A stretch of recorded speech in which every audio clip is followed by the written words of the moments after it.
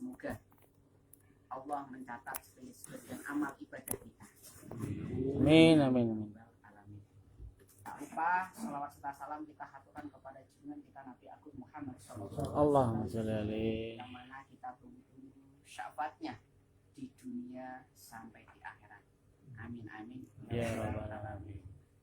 Semoga keniatan tulus ikhlas bapak-bapak semua dari rumah menuju majelis ini, Allah akan memudahkan segala kesulitan, segala keruwetan, dan semoga dijadikan keluarga yang sakinah mawaddah warahmah, dan dimudahkan segala urusannya, dilancarkan segala keruwetannya, dan lancar rezekinya, dan apabila ada sandungan atau hambatan dimudahkan. Rabbi yashrah wasili, Allah mudahkan, jangan kau sulitkan.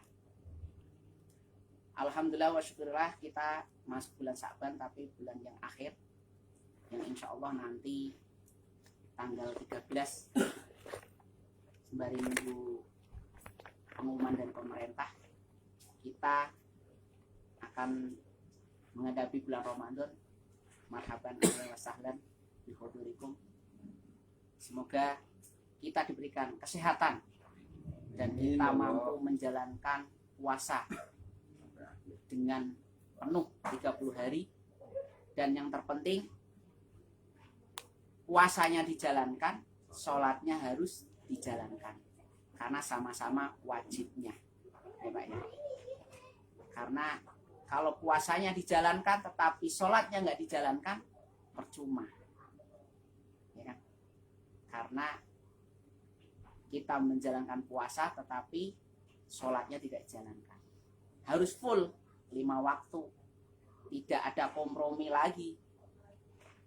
Subuh enggak, duhur enggak, asar enggak ada kompromi, ya kan? Dan puasanya itu dijalankan penuh dengan keikhlasan. Ya ayyuhalladzina amanu kutiba alaikumusyiyamu kama kutiba alal ladzina min qablikum la'allakum tattaqun. Hai orang-orang yang beriman, di sini yang disuruh berpuasa itu hanya orang-orang yang beriman. Diwajibkan atas kamu untuk berpuasa seperti orang-orang yang sebelum kamu menjalankan, dan itu untuk menjalankan takwa. Jadi kalau kita merasa beriman harus menjalankan. Terus jangan sampai kita itu jadi umat atau manusia yang hanya musiman, setahun sekali, cuman bulan Ramadan aja, tetapi hari-hari berikutnya tidak ada perkembangan, ya Pak ya. Jadi umur makin menambah, sebenarnya makin berkurang umur kita, tapi kita tidak sadar karena terlena dengan dunia. Karena dunia makin kita kejar, kita akan lupa. Dunia munafisoh, ya.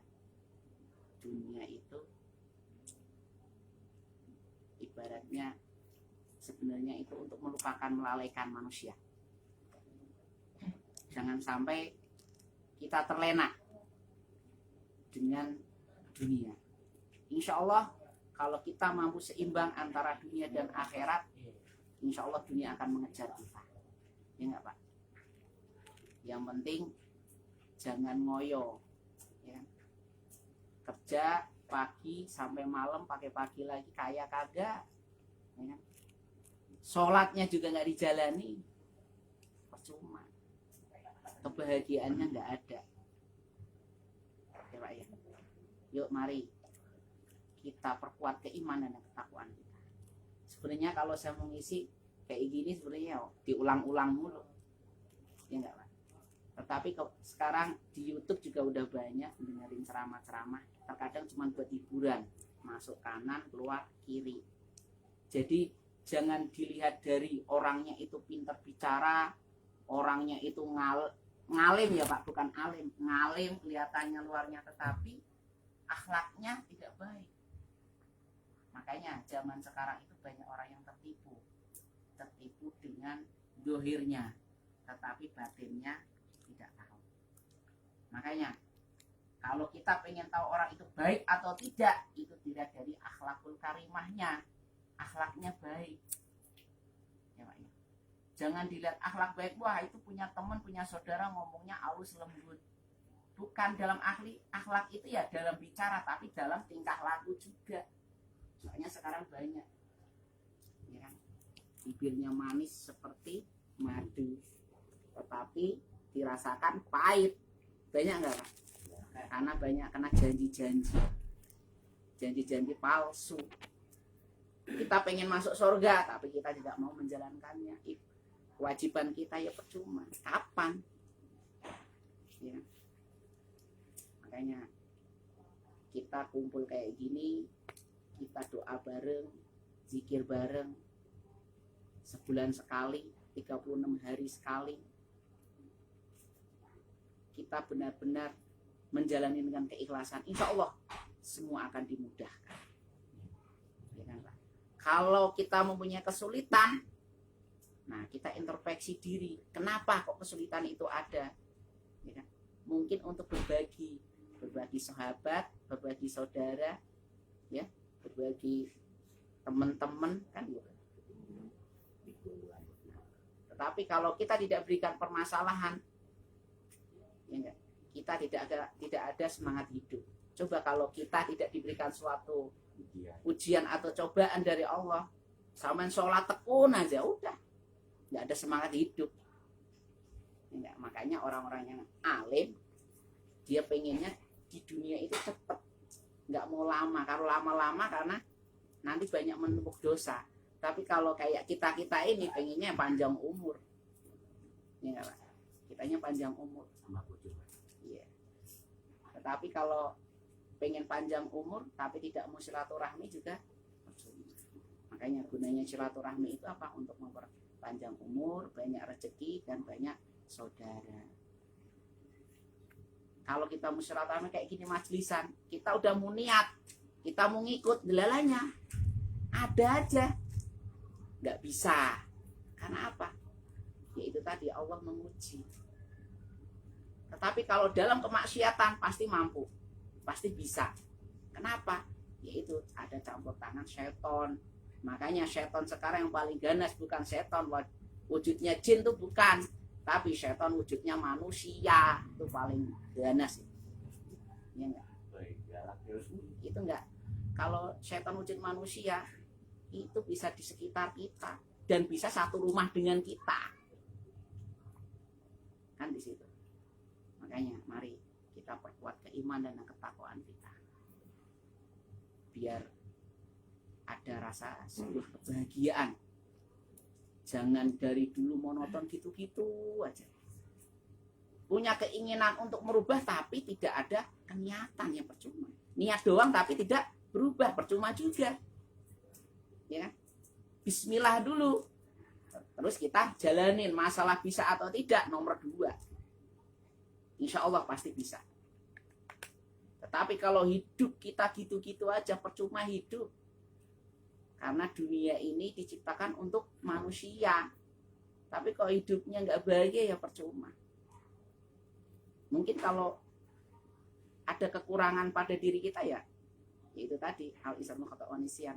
Manusia itu tempatnya salah dan lupa. Tetapi saya sering banget, jangan buat alasan. Namanya juga manusia, Mbah. Tempatnya salah dan lupa, ya wajar. Nah, itu motivasi tidak bisa maju ke depan. Karena apa? Merasa diri kita itu kurang terus. Kapan kita majunya? Ya, gitu. Makanya kemarin udah 2 minggu ya tidak majelis kan, karena ada yang positif, makanya saya nggak enak.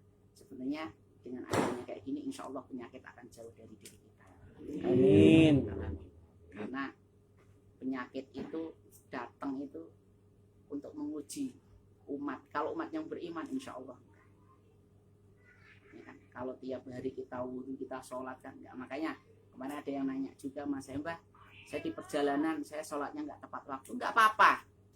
Jangan ada alasan. Nggak bisa tepat waktu, nggak apa-apa. Tetapi sholat yang paling bagus adalah yang tepat waktu. Tetapi lihat dari kondisinya. Mari yuk kita berdoa, semoga kita mencapai bulan Ramadan dan diberikan keberkahan bulan Rajab, Sya'ban. Amin. Bismillahirrahmanirrahim. Bareng Pak. Bismillahirrahmanirrahim. Allahumma barik lana bi rojaba wa sa'bana wa balikna Ramadana. Allahumma barik lana bi rojaba wa sa'bana wa balikna Ramadana. Allahumma barik lana bi rojaba wa sa'bana wa balikna Ramadana. Amin ya rabbal alamin. Semoga kita mendapatkan keberkahan dalam bulan Rajab.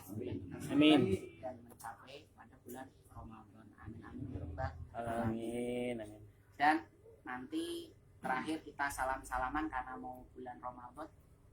Apabila dalam setahun ini saya atau saudara-saudara semua punya kesalahan, biar dilebur dosanya. Amin. Karena Amin.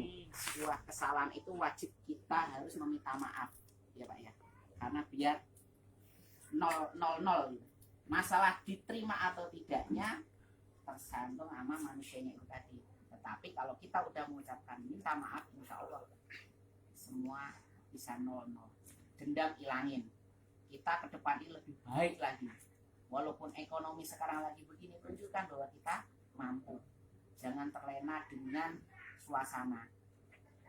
Kalau kita terlena dengan suasana, kita akan rugi pada diri sendiri, ya Pak ya.